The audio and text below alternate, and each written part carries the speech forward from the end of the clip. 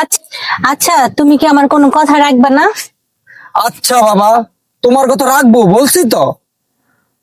তোমার বাবাকে আজকেই বৃদ্ধাশ্রমে পাঠাবা, নালে কিন্তু তোমার সংসার ছেড়ে আমি চলে যাব। আচ্ছা ঠিক আছে, তুমি বাসায় যাও, আমি দেখতেছি কি করা যায়। আর হলো বাবা, তুমি এই জায়গাতে একটু দাঁড়াও, আমি একটা কাজ আছে, কাজটা সাইরা আসতেছি। আর এই এই কাগজটা রাখো, যদি আমার আসতে দেরি হয় কাউকে দেখাইও, দেখাইলে একটা বলবে। বাবা তাড়াতাড়ি আসিস।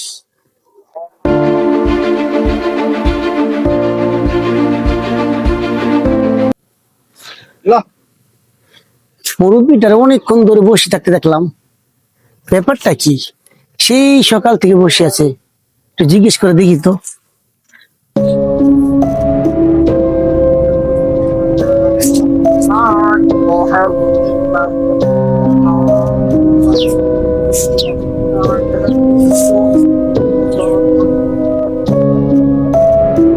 আমার ছেলেটা এখন আসলো না, ওর কি কোনো বিপদ আপদ হইলো নাকি? আল্লাহ তুমি আমার সন্তান, আল্লাহ তুমি ভালো রাখো সবসময়। আমিন। আসসালামু আলাইকুম কাকা। ওয়ালাইকুম সালাম বাবা।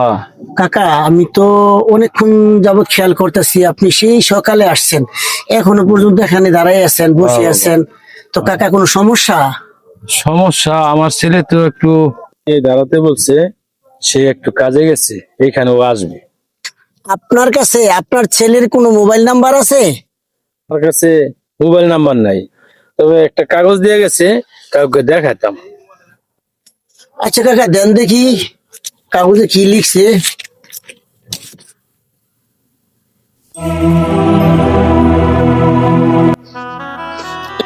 কাকা, এখানে যা লিখছে শুনলে হয়তো আপনি একটু কষ্ট পাবেন, কিন্তু কিছু করার নাই, আপনাকে শোনাতেই হবে। কি লিখছে বাবা? তাহলে শুনেন। আপনার ছেলে লিখেছে, বাবা আমার জন্য অপেক্ষা করো না, কারো সহযোগিতা নিয়ে তুমি বৃদ্ধাশ্রমে চলে যেও। কাকা, কাকা, কি হয়েছে কাকা? কাকা, কাকা, কষ্ট নিয়েন না কাকা, যার কেউ নেই তার আল্লাহ আছে কাকা। কাকা, টেনশন করেন না, আপনার ছেলে আপনার সাথে বেমানি করছে ঠিক আছে, কিন্তু কাকা আমারও মা নাই, বাপ নাই। আপনি যদি আমাকে ছেলে হিসেবে মেনে নেন, স্যার আজ থেকে আপনি আপনি আমার সাথে থাকবেন।